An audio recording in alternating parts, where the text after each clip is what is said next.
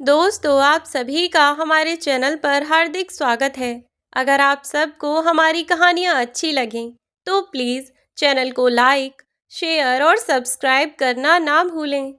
किशोर बाबू दरवाजे के बाहर एक प्लास्टिक का कटोरा लिए खड़े थे और बार-बार बहू को खाने के लिए आवाज़ लगा रहे थे। पर रेखा उनकी बात को अनसुना करते हुए आराम से अपना मोबाइल देखे जा रही थी। बहुत देर तक आवाज़ लगाने के बाद किशोर बाबू वहीं दरवाजे की सीढ़ियों पर बैठ गए, क्योंकि घर के अंदर जाना किशोर बाबू को सख्त मना था। उधर बीमार प्रमिला जी उस छोटी सी झोपड़ी में एक टूटी फूटी चारपाई पर लेटी हुई भूख से तिलमिला रही थीं। किशोर बाबू फिर से बोले, बहू थोड़ा सा खाना दे दो, रात का बासी पड़ा हो तो वहीं दे दो, कम से कम पेट तो भर जाएगा। अपने दादाजी की आवाज़ सुनकर रिंकी और गोलू चुपचाप फ्रिज से निकाल कर एक ब्रेड का पैकेट और एक दूध की बोतल ले जाकर किशोर बाबू को दे आए और बोले, दादाजी प्लीज़ आप इसे लेकर जल्दी से चले जाइए, वरना मम्मी आपसे यह छीन लेगी और हमें बहुत मारेगी। दोनों बच्चों को देखकर किशोर बाबू की आंखों में आंसू आ गए और दोनों के सिर पर आशीर्वाद भरा हाथ रखकर नम आँखों से वहाँ से जाने लगे। लेकिन रेखा ने अचानक आकर उनके हाथ से दूध और ब्रेड का पैकेट छीन लिया और उन्हें सीढ़ियों से धक्का देती हुई बोली, बुड्ढे, अब क्या मेरे बच्चों को भी चोरी करना सिखा दिया तूने? अगर भीख मांगने का इतना ही शौक है तो किसी सड़क पर कटोरा लेकर बैठ जाओ, वहाँ से इतना मिलेगा कि तुम दोनों बुढ़े बुढ़िया पर खाया भी नहीं जाएगा। तो गोलू बोला, मम्मी आप यह दादाजी से कैसे बात कर रही हैं? उन्होंने हमें चोरी करने के लिए नहीं बोला था। रेखा एक एक थप्पड़ दोनों बच्चों में रख दी तो बेचारे दोनों बच्चे रोते हुए वहां से चले गए। किशोर बाबू हाथ जोड़कर बोले, बहू बच्चों को मत मारो, मैं दोबारा खाना मांगने यहाँ नहीं आऊँगा। इतना कहकर वह रोते हुए अपना खाली कटोरा लेकर ही वापस चले गए। यह सब एक सामने के घर में बैठी बूढ़ी औरत देख रही थी, जो किशोर बाबू से भी कई अधिक उम्र में बड़ी लग रही थी। उन्होंने किशोर बाबू को आवाज़ लगाई और अपने हिस्से का खाना उन्हें दे दिया। किशोर बाबू ने उनका शुक्रिया अदा किया और घर लौटकर अपने आंसुओं को छुपाते हुए अपनी पत्नी से बोले, देखो प्रमिला, आज बहू ने तुम्हारे लिए कितना बढ़िया खाना भेजा है, बिल्कुल गर्मा गर्म, मुझसे तो रुका ही नहीं गया, इसीलिए मैं वहीं खाया हूँ। तुम भी जल्दी से खा लो, इससे पहले कि ठंडा होकर इसका स्वाद ही चला जाए। प्रमिला जी किशोर बाबू को ऐसे झूठ बोलता देख उनकी आंखों से आंसुओं की धारा बह निकली। प्रमिला जी भरी आंखों से बोली, जब आपको झूठ बोलना नहीं आता तो क्यों बोलते हो? इतना सुनते ही किशोर बाबू की आंखें नम हो गईं। किशोर बाबू और प्रमिला जी का एक ही बेटा था। बेटे को बड़े लाड़ प्यार से पढ़ा लिखा कर इस काबिल बनाया कि वह बुढ़ापे में अपने माता पिता को हर सुख दे सके। बेटा भी अपने माता पिता को पलकों पर रखता था, लेकिन जिस दिन से बहू ने घर में कदम रखा, मानो घर की नींव ही हिलाकर रखती थी। रोज रोज के अपमान से किशोर बाबू ने घर के पास ही एक छोटा सा क्वार्टर ले लिया। बेटा सुबह शाम माता पिता का हालचाल पूछने जरूर आता, लेकिन जब से रेखा को पता चला कि अमित अपने बूढ़े माता पिता की अभी भी उतनी ही चाकरी करता है, तो उसने बेटे पर हर पल निगरानी रखना शुरू कर दिया था। इसीलिए प्रमिला जी ने बेटे को परेशान देखकर उससे खुद ही मिलने से मना कर दिया। बेटे की दूरी प्रमिला जी बर्दाश्त नहीं कर सकीं और वह अक्सर बीमार रहने लगीं। अचानक ही किशोर बाबू ख्यालों से बाहर आए तो देखा प्रमिला जी की सारी दवाइयाँ भी खत्म हो चुकी थीं। वह फिर से एक बार अपने अपमान के आंसुओं का घूंट पीकर बेटे के दरवाजे पर पहुंचे। बहू ओ बहू, क्या मैं अंदर आ जाऊं? क्या रवि ने नाश्ता कर लिया? अगर नाश्ता कर लिया हो तो बाहर भेजना। मुझे उससे कुछ ज़रूरी बात करनी है। बंगले के बगल में छोटे से सर्वेंट क्वार्टर से निकलकर किशोर बाबू अपनी बहू रेखा को फिर आवाज़ देकर कहते हैं। रेखा अपनी साड़ी के पल्लू को कमर में कसते हुए बोली, क्या बात है बाबूजी, आप इन्हें चैन से दो रोटी भी नहीं खाने देते हैं।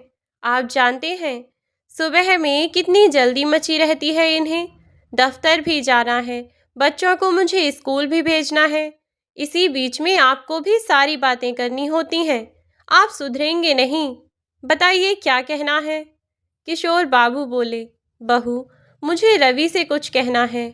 हाँ, अगर तुम कर सकती हो तो तुम ही कर दो, बड़ी कृपा होगी। प्रमिला की दवाइयाँ ख़त्म हो गई हैं और अब हमारे कमरे का पंखा भी खराब हो गया है। यहाँ तक कि वह पुराना मटका जिसमें पानी रखते थे वो भी फूट गया है। अगर तुम ला सकती हो तो ला दो, वरना रवि से कह देना, वो सब कर देगा। रेखा बोली, हाँ हाँ, क्यों नहीं। यहाँ घर के पीछे हमने एक पैसों का पेड़ जो लगाया है, जिसे हिलाएंगे तो पैसे मिल जाएंगे। आप बहुत चालू हैं, जानते हैं कि सुबह के वक्त वह जल्दी में रहते हैं। तो जो भी है, जो कुछ कह दो, जल्दी में बेटा बात मान ही लेगा। और मैं क्यों लाऊंगी आपकी या मम्मी जी की दवाइयाँ और बाकी के सामान? आपको पता है ना कि आज कितनी तारीख है? महीना ख़त्म हो गया है और आप अभी तक बैंक से पैसे निकाल कर नहीं लाए हैं। कितनी बार बोला है कि अपने अकाउंट के साथ मेरा अकाउंट जोड़ दीजिए। कम से कम बैंक तो आपको आना जाना नहीं पड़ेगा। पर नहीं, आपको तो हम पर भरोसा ही नहीं है। तो जाइए, पहले बैंक से पैसे निकाल कर लाइए। यह पकड़िए किताब, फिर दवाइयों की बात कीजिएगा। दुकानदार तो जैसे इनका जमाई लगता है, जो मुफ्त में ही दवाइयाँ दे देगा। किशोर बाबू बोले, बहू, तुमने ही कहा था कि तुमसे पूछे बिना बैंक से 1 रुपया भी निकाला तो तुम हमें इस घर के पास भी नहीं रहने दोगी। तभी रवि बाहर निकल कर आया और बोला, क्या बात है, किस पर इतना चिल्ला रही हो? रेखा बात को बदलते हुए बोली, अरे नहीं नहीं, चिल्ला नहीं रही हूँ, बाबूजी से कह रही हूँ कि बाबूजी आप बैंक मत जाइए, थक जाएंगे। मुझे ब्लैंक चेक पर साइन करके दे दीजिए, मैं पैसे निकाल लूँगी। पर कोई बात नहीं, बाबूजी का मन है बैंक जाने का तो चले जाएंगे, इसी बहाने घूम कर आ जाएंगे। और कोई बात नहीं है। चलिए, आपको लंच बॉक्स दे देती हूँ। आप यहाँ की चिंता मत कीजिए, मैं देख लूँगी। इतना कहकर वो रवि का हाथ पकड़कर अंदर ले गई। किशोर बाबू उम्मीद भरी नज़रों से बेटे को देखते रह गए। हार कर किशोर बाबू अपना एक पुराना झोला उठाए और बैंक चले गए। बैंक में जब वो फॉर्म ढूंढ रहे थे तो उन्हें कुछ परेशानी हो रही थी। तभी एक सज्जन सामने से आए और बोले, अंकल, आपको कुछ मदद चाहिए हो तो बताइए। किशोर बाबू बोले, हाँ बेटा, मुझे पेन चाहिए था और ये फॉर्म भरना है। बीमारी के कारण मेरे हाथ कांपते हैं और फिर मुझे पैसे निकालने के लिए ये स्लिप भी तो भरनी है। मेरी पत्नी की तबीयत ठीक नहीं है, उसकी दवाइयाँ ख़त्म हो गई हैं। पैसे नहीं निकालूंगा तो बहू दवाइयाँ नहीं लाएगी। कोई मेरी मदद कर देता तो भगवान उसका भला करता। सज्जन पुरुष ने कहा, अंकल, मेरा नाम मानव है, मैं यहीं पास में रहता हूँ। अगर आपको ऐतराज़ ना हो तो मैं आपका फॉर्म भर देता हूँ। तो कौशल बाबू बोले, हाँ हाँ बेटा, नेकी और पूछ पूछ, ईश्वर तुम्हारा भला करेंगे। इतना कहकर उन्होंने अपना फॉर्म मानव की तरफ बढ़ा दिया। मानव ने उनसे पूछ पूछ कर उनका फॉर्म भरकर उन्हें दे दिया। तो कौशल बाबू ने रकम निकाली और मानव की ओर बढ़ाते हुए बोले, बेटा, एक और मदद कर दोगे क्या? इसे गिन दोगे? मानव ने पैसे गिनकर उन्हें वापस किए। दोनों का काम लगभग एक साथ खत्म हुआ। दोनों एक साथ बैंक से बाहर निकले। किशोर बाबू डंडे की सहायता से धीरे धीरे चल रहे थे तो मानव भी अपनी चाल धीमी करता हुआ साथ चलने लगा। आगे बढ़कर किशोर बाबू इधर उधर देखे और बोले, आज तुमने मेरी बहुत मदद की है, बस एक और कष्ट दूंगा। क्या तुम मेरे लिए रिक्शा रुकवा दोगे? भरी दोपहर में रिक्शा वाले भी हम बुजुर्गों को देखकर रिक्शा नहीं रोकते। मानव एक सज्जन पुरुष था। वो बोला, अंकल जी, आपने जो मुझे एड्रेस बताया, मैं उधर से ही होकर जाऊंगा। आपको परेशानी ना हो तो मैं आपके घर तक छोड़ देता हूँ। किशोर बाबू मुस्कुराकर बोले, आज तो लगता है भगवान ने ही तुम्हें मेरे लिए भेजा है, वरना इस गर्मी में। किशोर बाबू मुस्कुराकर मानव के साथ उसकी गाड़ी में बैठ गए। मानव जब उनके घर के पास पहुंचा तो हैरान था। वो घर नहीं, लगभग बंगला था। अच्छे खासे प्लॉट में वो बंगला बना हुआ था। जैसे ही मानव सहारा देकर किशोर बाबू को गाड़ी से उतारने लगा, प्रमिला जी उन दोनों को देखकर परेशान हो गईं कि कहीं किशोर बाबू को कुछ हो तो नहीं गया, क्योंकि वो किसी अपरिचित के साथ आज तक कभी घर नहीं आए थे।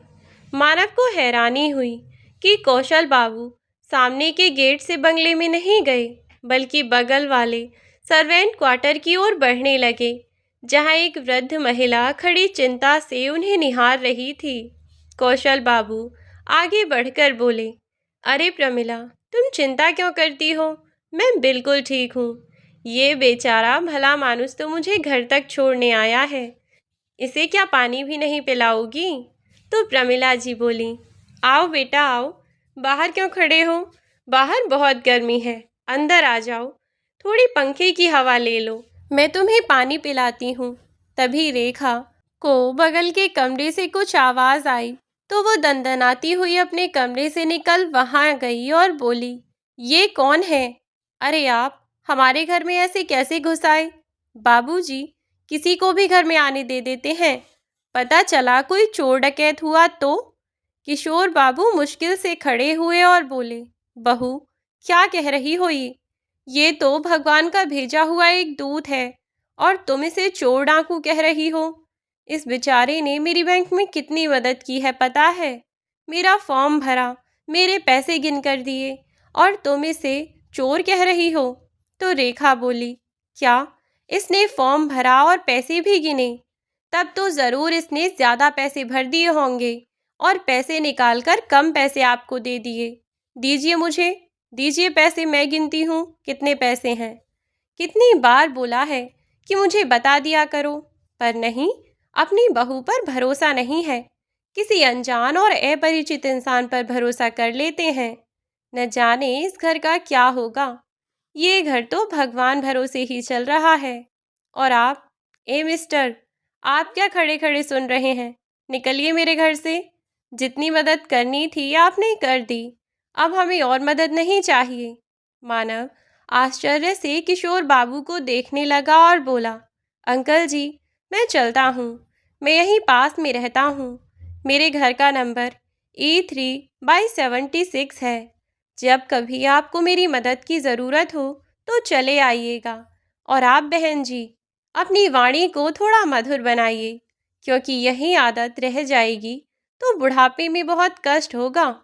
ईश्वर ने हमें इस धरती पर शांति और प्रेम फैलाने के लिए भेजा है, पर आपको देखकर लगता है जैसे कि हमेशा आप परेशान ही रहती हैं, और ऐसी परेशानी में आप दूसरे को खुश कैसे रख पाएंगी? चलता हूँ, राम राम।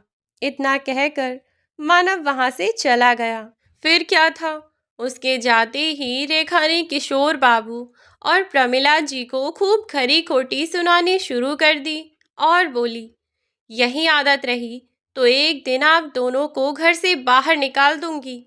समझ में नहीं आता, आजकल समाचारों में कितना दिखा रहे हैं कि अपरिचित से बात नहीं करनी चाहिए।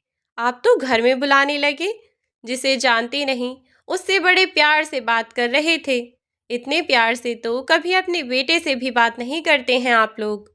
अब दीजिए पैसे। और किशोर बाबू के हाथों से पैसे का बैग लेकर चली गई। जाते जाते मानव ने उसकी सारी बातें सुन लीं और उसे बहुत आश्चर्य हुआ कि कैसे कोई अपने बुजुर्गों से ऐसे बात कर सकता है। वक्त बीता। रवि का ट्रांसफ़र किसी दूसरे शहर में हो गया।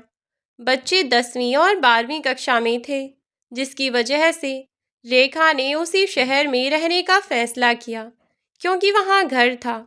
दूसरे शहर में जाने पर किराए के साथ दूसरे खर्च भी बढ़ जाते और इधर किशोर बाबू के पेंशन के पैसे का हिसाब भी नहीं रख पाती।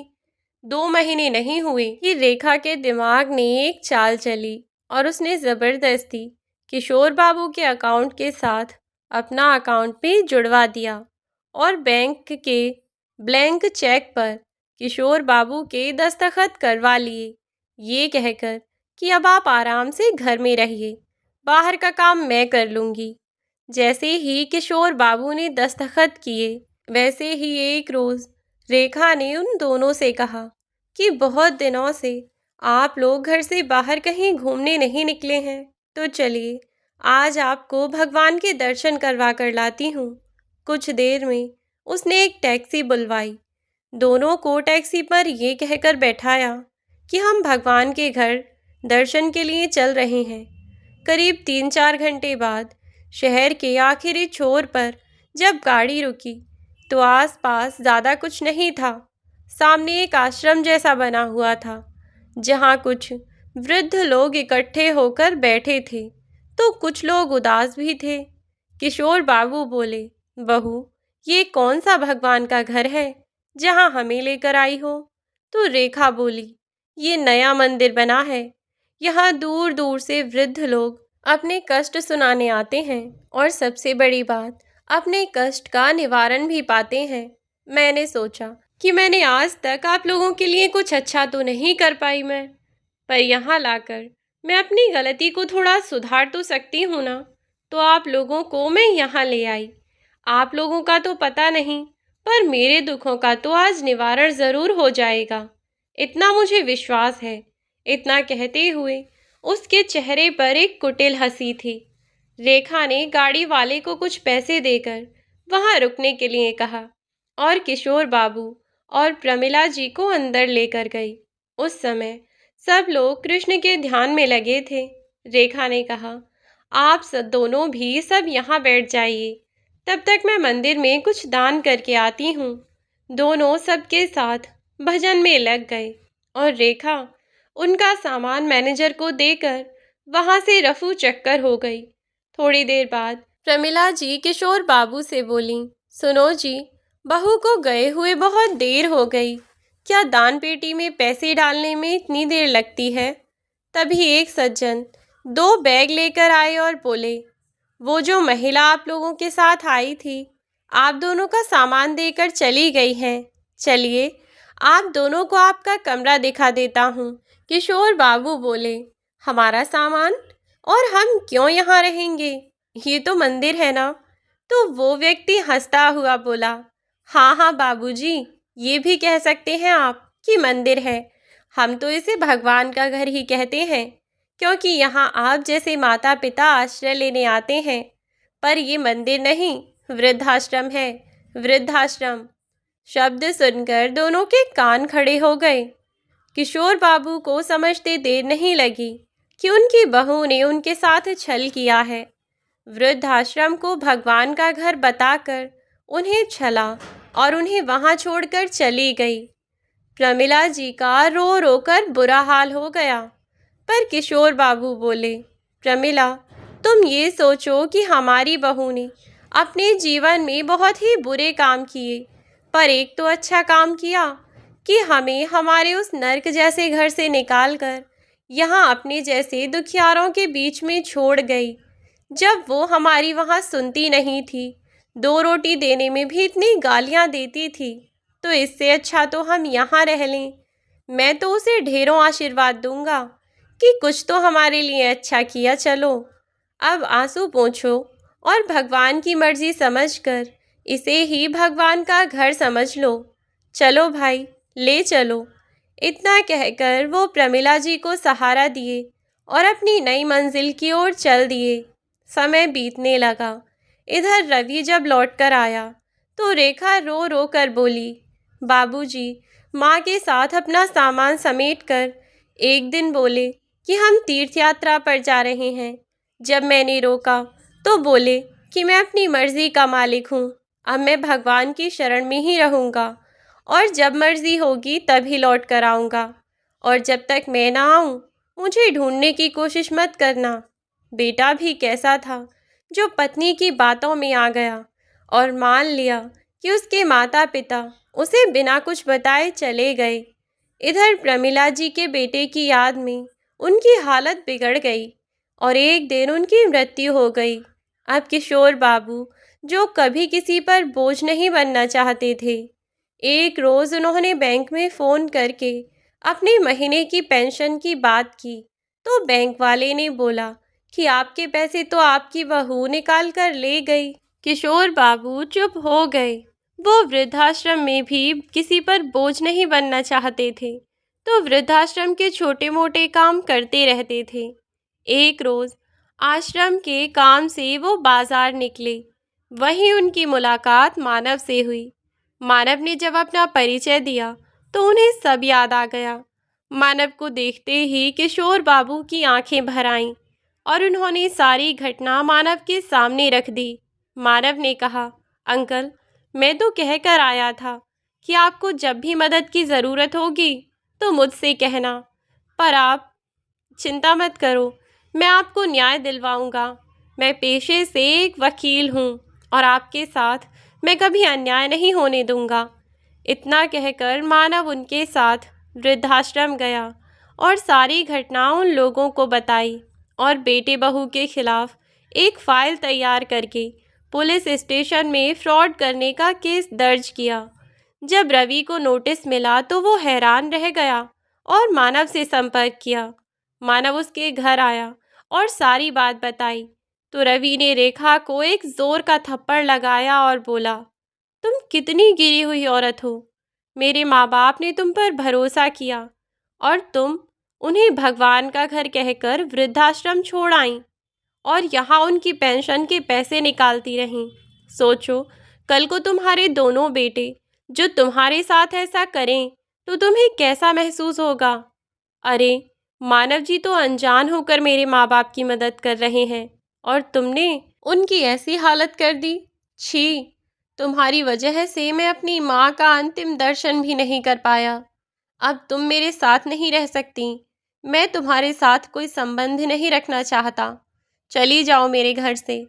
इतना कहकर रवि मानव के साथ अपने पिता से मिलने गया। उनसे माफ़ी मांगी। किशोर बाबू ने कहा, बेटा, अब मैं उस घर में नहीं जा सकता क्योंकि अब प्रमिला भी नहीं है, तो मैं किसका मुंह देखकर जीऊँगा। पर हाँ, मुझे मेरा अधिकार चाहिए क्योंकि मैं यहाँ वृद्धाश्रम में भी किसी पर बोझ नहीं बनना चाहता। किशोर बाबू ने मानव को कहकर एक ब्रोकर से बात की और अपने बंगले को बेचने का फैसला किया। रेखा को जब इस बात का पता चला तो उसके पैरों तले से ज़मीन खिसक गई। वो बोली, बाबूजी, मेरे कर्मों की सज़ा मेरे पति और मेरे बच्चों को मत दीजिए, हमें माफ़ कर दीजिए। किशोर बाबू बोले, बहू, मैं तुम्हें माफ़ करने वाला कौन होता हूँ। माफ़ तो तुम्हें वो भगवान करेगा जिसके घर तुम हमें छोड़ कर आई थी। हाँ, तुम्हारी सज़ा मैं तुम्हारे बच्चों को नहीं दूंगा। उनके पढ़ने के लायक पैसे मैं रवि के अकाउंट में डाल दूंगा, पर अपने लिए घर और खाने पीने की व्यवस्था तुम लोग खुद करो। हो सके तो अपने लिए घर खरीद लो। इस घर को बेचकर मैं अपने जैसे सताए गए माता पिता की मदद करना चाहता हूँ। किशोर बाबू ने सारे पैसे उस वृद्धाश्रम की तरक्की में लगा दिए और अपनी पत्नी के नाम से वहीं बगल में 2 मंजिला का एक बहुत ही बढ़िया सा आश्रम खोला, जिसका नाम रखा गया प्रमिला आश्रम। वो दिन और आज का दिन किशोर बाबू ने अपने बेटे बहू पोते सबसे रिश्ता तोड़ लिया। बस अपने मन की अगर वो किसी से कहते थे तो ऊपर वाले से और उस भगवान के बंदे मानव से, जिसने खून के रिश्ते से बढ़कर उनकी मदद की थी। यह कहानी आपको कैसी लगी और इस कहानी से आपको क्या सीख मिली, हमें ज़रूर बताइएगा। दोस्तों, अपने विचार हमें कमेंट बॉक्स के माध्यम से बताएं। वीडियो अच्छी लगी हो तो लाइक और शेयर कीजिएगा और ऐसी ही कहानियों के लिए आप हमारे चैनल से जुड़े रहिए। वीडियो को लाइक, शेयर और चैनल को सब्सक्राइब कीजिए। अंत तक बने रहने के लिए आपका बहुत बहुत धन्यवाद।